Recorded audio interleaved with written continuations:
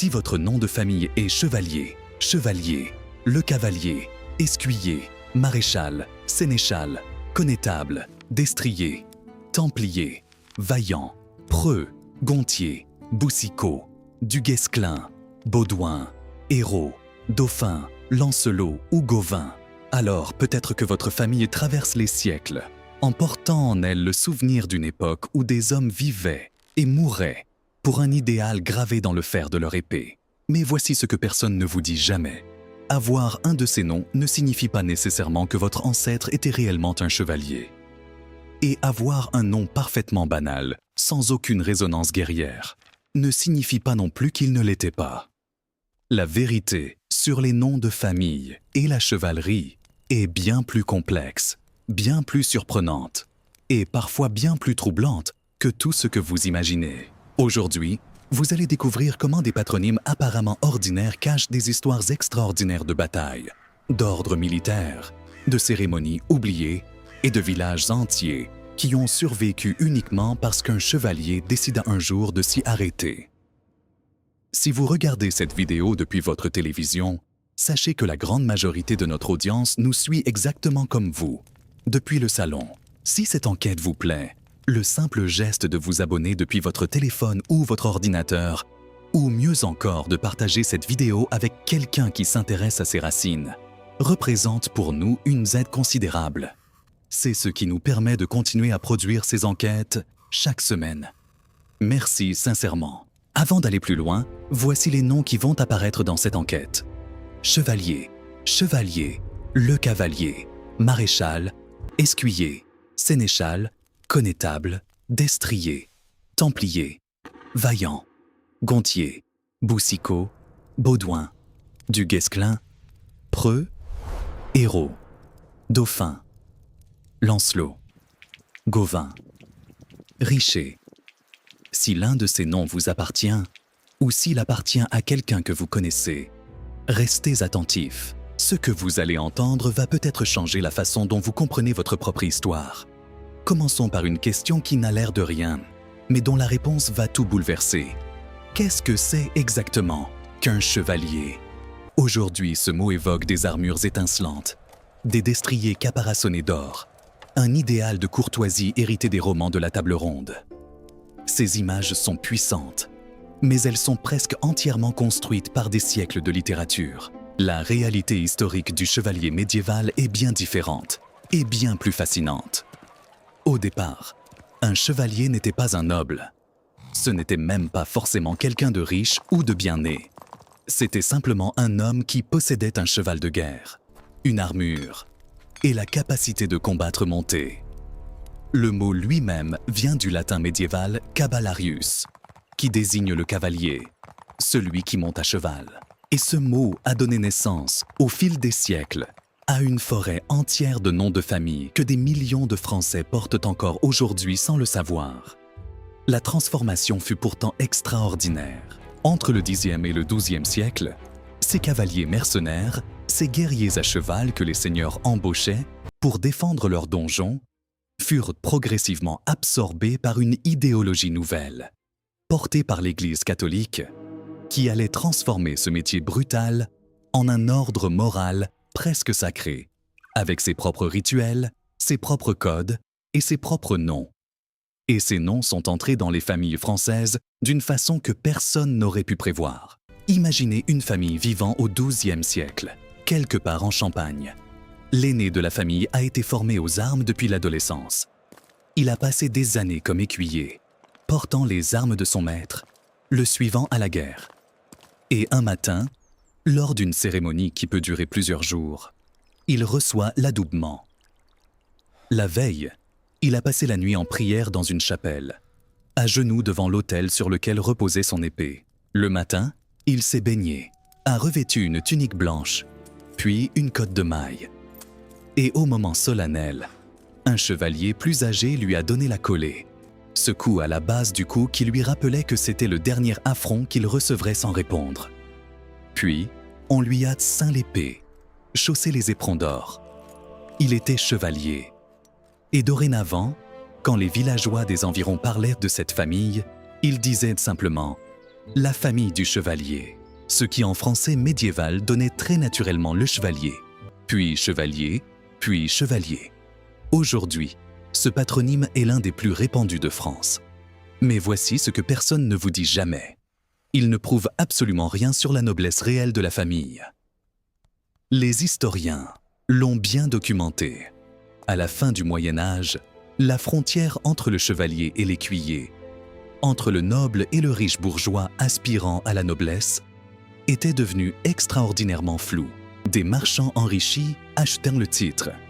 Des familles roturières l'obtenaient en prêtant de l'argent à des seigneurs en difficulté. Et des générations plus tard, leurs descendants portaient fièrement le nom de chevalier sans qu'il reste la moindre trace d'armure dans leurs archives familiales. D'autres porteurs de ce nom descendent peut-être réellement de ces guerriers à cheval qui ont façonné l'histoire de France. Comment savoir? C'est justement là que l'enquête devient passionnante. Il existe en France des noms de famille qui, contrairement aux simples chevaliers, portent en eux des indices bien plus précis sur leurs origines guerrières.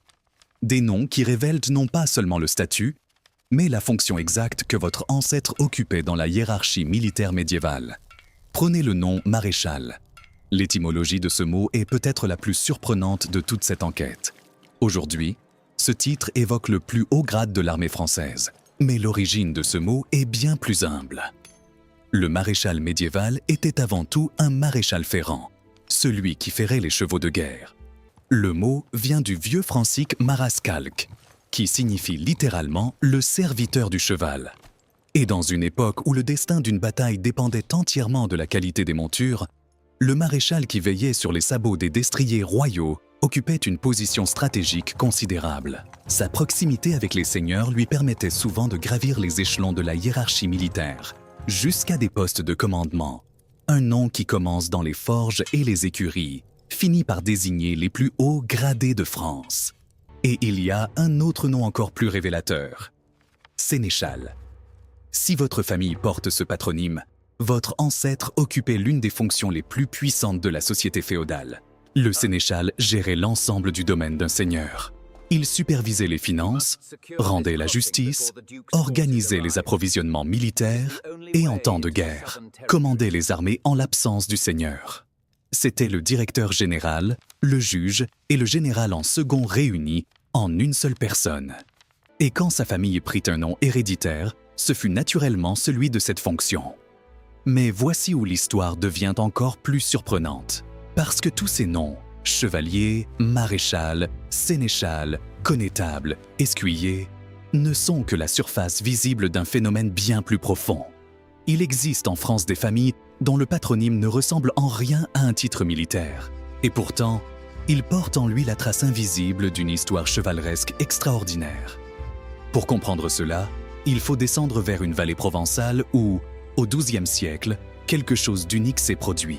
Le village de Richeranche, dans l'enclave des Papes entre Valréas et Montélimar, dans le Vaucluse, est aujourd'hui une paisible commune de 600 habitants, nichée dans les plaines de lavande et de truffes noires.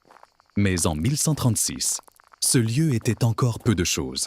Un lieu-dit appelé Ricarensis, quelques terres incultes et des marais. C'est là qu'un frère templier du nom d'Arnaud de Bédos, venu de Catalogne, arriva le 19 mars 1136 avec une mission précise: fonder la première commanderie des chevaliers du Temple dans toute la Provence.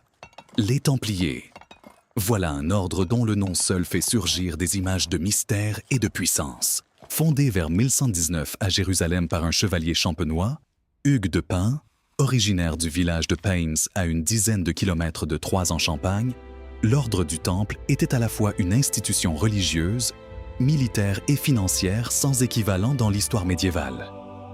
Ces moines soldats prenaient des vœux de pauvreté, de chasteté et d'obéissance tout en portant l'armure et combattant dans les croisades. Leur vocation première était de protéger les pèlerins chrétiens sur les routes menant à Jérusalem. Arnaud de Bédos fut reçu à Saint-Paul-Trois-Châteaux par l'évêque Ponce de Grillon, qui l'aida à obtenir des donations des nobles locaux. Parmi eux, Hugues de Bourbouton, seigneur local, fit le geste le plus décisif en donnant ses propres terres au lieu-dit Richeranche. Les travaux de la commanderie commencèrent immédiatement, si rapidement que dès 1138, la maison était achevée. Et Hugues de Bourbouton, touché par l'idéal templier au point d'abandonner tout le reste, entra officiellement dans l'ordre et devint le 3e commandeur de Richeranche. On peut encore voir aujourd'hui, enchâssée dans la maçonnerie du chevet de l'église, une pierre gravée de son nom, retrouvée lors de travaux de restauration. La commanderie devint rapidement la plus importante de toute la Provence. On y cultivait le blé et la vigne. On élevait des moutons pour la laine. Et surtout, on y élevait des chevaux de guerre, des destriers solides dont la quasi-totalité était acheminée vers la Terre Sainte pour servir dans les combats de croisade. Ce petit coin du Vaucluse envoyait ainsi sa contribution à des guerres menées à des milliers de kilomètres dans les déserts et les plaines de la Palestine. Autour de la commanderie se sont établies des familles entières de paysans, d'artisans et de marchands qui travaillaient pour les Templiers ou vivaient sous leur protection. Ces familles prenaient souvent leur nom du lieu même où elles habitaient, ou de la fonction qu'elles occupaient au service des chevaliers. Et dans toute la région, du Vaucluse à la Drôme provençale, des noms de familles sont apparus qui portent jusqu'à aujourd'hui la trace invisible de cette présence templière. Au XIIIe siècle, l'ordre du Temple possédait environ 3000 commanderies en Europe, dont près de 700 en France. 700 commanderies répandues sur tout le territoire, de la Normandie à la Provence, de la Bretagne à l'Alsace. Et autour de chacune de ces commanderies vivaient parmi de Sekemofmigigger. Les noms ont parfois survécu jusqu'à nous. Mais cette histoire a une fin que vous connaissez peut-être, et qui est l'une des plus dramatiques de tout le Moyen-Âge. Le 13 octobre 1307, un vendredi, le roi de France Philippe le Bel déclencha l'arrestation simultanée de tous les Templiers de France en une seule nuit. Des centaines d'hommes furent emprisonnés, torturés, contraints à avouer des crimes que la plupart n'avaient jamais commis. En 1312, le pape Clément V, sous la pression royale, prononça la dissolution de l'ordre au concile de Vienne. Et en 1314, Jacques de Molay, le dernier grand maître de l'ordre du Temple, fut brûlé vif sur un bûcher dressé sur l'île de la Cité à Paris. À Richeranche, la commanderie passa aux Hospitaliers de Saint-Jean de Jérusalem en 1317, puis fut cédée au Saint-Siège. Le village, pratiquement abandonné, ne reprit vie qu'au XVe siècle, quand une poignée de familles vinrent s'y réinstaller sur les ruines de l'ancienne commanderie. Et les remparts de l'ancienne forteresse templière encadrent encore le village aujourd'hui, à peu près intact. Les Templiers ne sont pourtant qu'une partie de l'histoire. Il existe un autre ordre militaire dont la trace dans les patronymes et dans le paysage géographique français est encore plus profonde, encore plus lisible sur la carte de France. Son nom est partout, ou plutôt, ses noms sont partout. Villedieu-les-Poêles, en Normandie, est aujourd'hui connu pour ses fonderies de cuivre. Mais son nom, Villedieu, ville de Dieu, révèle quelque chose d'entièrement différent. Il désignait au Moyen Âge les possessions de l'ordre de Saint-Jean de Jérusalem, les Hospitaliers, rivaux et successeurs des Templiers. Et ce nom de Villedieu se retrouve dans des dizaines et des dizaines de communes françaises, de la Normandie au Vaucluse, de la Franche-Comté à la Bretagne. Chaque Villedieu marque l'emplacement d'une ancienne propriété de ces chevaliers religieux qui combinaient le soin des malades et des pèlerins avec le métier des armes. À Élancourt, dans les Yvelines, à 16 km à l'ouest de Versailles, on peut encore visiter la commanderie de la Villedieu, fondée entre 1150 et 1180 par les Templiers, qui servait de premier jalon sur la route de Chartres pour les pèlerins se rendant à Saint-Jacques-de-Compostelle. Sa chapelle médiévale en pierre de Meulière, seul vestige authentique de la période templière, est inscrite à l'inventaire des monuments historiques depuis 1926. Et les familles qui ont vécu sur ces terres pendant des siècles portent peut-être encore aujourd'hui des noms qui rappellent ce passé. Traversons maintenant la France vers la Bretagne, une région où l'histoire de la chevalerie médiévale a laissé des empreintes particulièrement profondes. Bertrand du Guesclin, ce nom est l'un des plus célèbres de toute l'histoire militaire française. Connétable de France, compagnon du roi Charles V, stratège de la guerre de Cent Ans, il reste la figure archétypale du chevalier breton. Né vers 1320 au château de la Motte-Broons, près de Dinan, en Côte d'Armor. Il fut adoubé chevalier en 1357 au château de Montmuran, dans la commune des Ifs, en Ille-et-Vilaine, par le chevalier Alacre de Marès. Il prit alors pour devise ces mots étonnants. « Le courage donne ce que la beauté refuse », car ses contemporains le décrivaient comme physiquement ingrat, au visage rude, loin des héros élancés des romans courtois. Son propre père lui avait refusé longtemps la formation chevaleresque. C'est par la seule force de sa volonté, en combattant dans la forêt de Paimpont, en utilisant des méthodes de guérilla qui choquaient l'étiquette de l'époque mais se révélaient bien plus efficaces que les grandes batailles rangées, qu'il se fit lui-même, jusqu'à devenir en 1370 connétable de France, la plus haute charge militaire du royaume. Et voici ce que son nom révèle de fascinant pour notre enquête. Du Guesclin est un nom topographique qui désigne l'origine géographique de la famille. Le château du Guesclin, situé dans la paroisse de Saint-Coulon, près de Saint-Malo, selon les chroniques médiévales. Ce château tirait son nom de sa position sur un rocher côtier, à l'embouchure d'un ruisseau qui formait un coude. En breton ancien, cette configuration géographique particulière a donné, par francisation progressive, le nom Guesclin. Ainsi, toute une famille, et à travers elle l'un des chevaliers les plus célèbres de France, portait le nom de la forme d'un ruisseau sur une côte bretonne. C'est cela, la logique des noms de familles médiévaux. Ils ancrent les hommes dans la géographie avec une précision que les siècles n'effacent pas entièrement. Les tournois médiévaux ont eux aussi laissé des traces profondes dans les patronymes français, et c'est un aspect que peu de gens connaissent. Un tournoi n'était pas seulement une compétition sportive. C'était un marché du travail, un système de redistribution des richesses où des familles entières se spécialisaient dans la logistique militaire. Des forgerons qui fabriquaient les armures, des maréchaux ferrants qui ferraient les chevaux, des héros qui annonçaient les combattants et lisaient les blasons. Tous ces métiers, pratiqués de génération en génération, ont donné des noms de famille qui survivent jusqu'à aujourd'hui. Le nom héros en est l'exemple parfait. Le héros d'armes était au Moyen-Âge la mémoire vivante de la chevalerie, celui qui proclamait les noms des combattants, portait les messages entre les seigneurs en guerre, et dont la connaissance des familles nobles de toute la France était encyclopédique. L'héraldique a laissé dans les patronymes français une trace discrète mais réelle. Le nom dauphin, ce titre du seigneur de la province du Dauphiné dont l'emblème représentait cet animal marin, a donné son nom à une région entière et à des familles dont certaines portent encore le patronyme aujourd'hui. Mais il faut une grande prudence dans cette direction. Les historiens le rappellent régulièrement. Des familles roturières et même des corporations de métiers possédèrent des blasons. Avoir un blason n'était pas une preuve de noblesse chevaleresque, car la France médiévale avait un système de noblesse rigide sur le papier, mais extraordinairement perméable dans la pratique. Il existait une procédure, bien documentée dans les chroniques médiévales, par laquelle un homme de condition roturière pouvait être armé chevalier sur le champ de bataille pour un acte exceptionnel de bravoure. Ces chevaliers de fortune portaient le titre, et leur famille portait le nom. C'est une des raisons pour lesquelles le nom chevalier ne prouve rien de définitif sur la noblesse d'une famille. Et c'est aussi une des raisons pour lesquelles des familles, qui s'appelaient simplement Leblanc ou Dupont, pouvaient parfaitement descendre de chevaliers adoubés sur des champs de bataille oubliés. Et puis, il y a ce que la chevalerie est devenue au fil des siècles, et comment cette transformation a elle aussi laissé des traces dans les patronymes.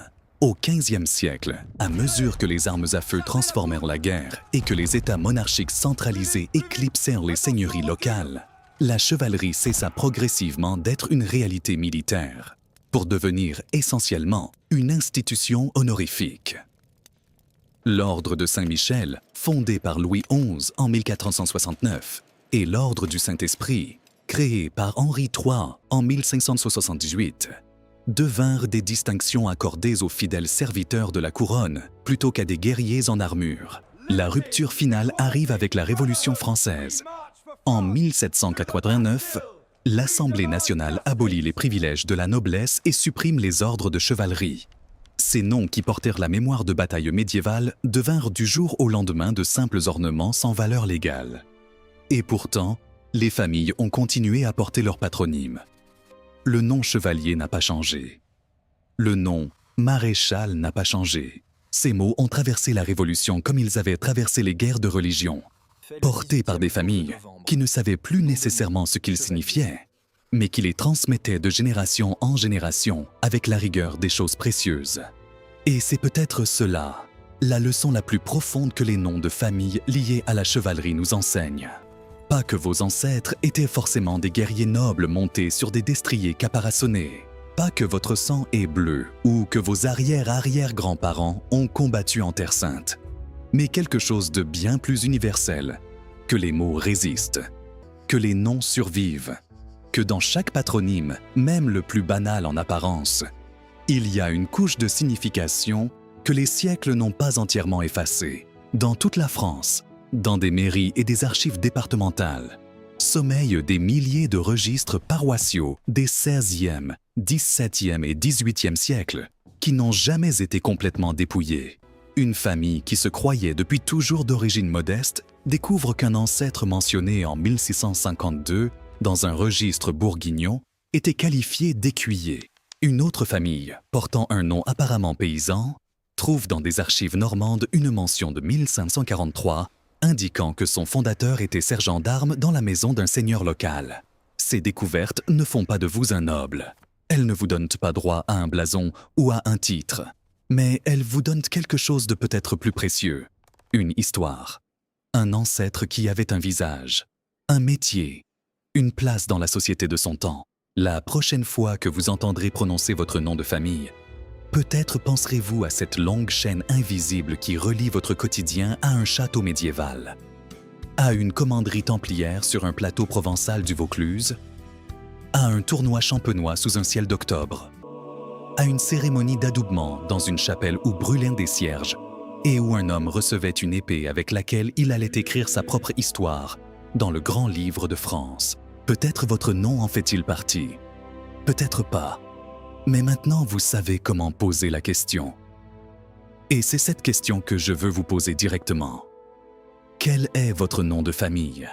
Et avez-vous jamais eu l'impression que votre patronyme cachait une histoire que personne ne vous avait encore racontée? Écrivez-le en commentaire. Dites-nous d'où vient votre famille, la région, la ville, le village si vous le savez. Parce que la prochaine enquête sur les noms de famille et sur les racines cachées de l'histoire de France pourrait bien commencer par le vôtre. Si cette vidéo vous a apporté quelque chose, pensez à vous abonner à la chaîne et à la partager avec quelqu'un dont vous savez qu'il cherche ses origines. À très bientôt.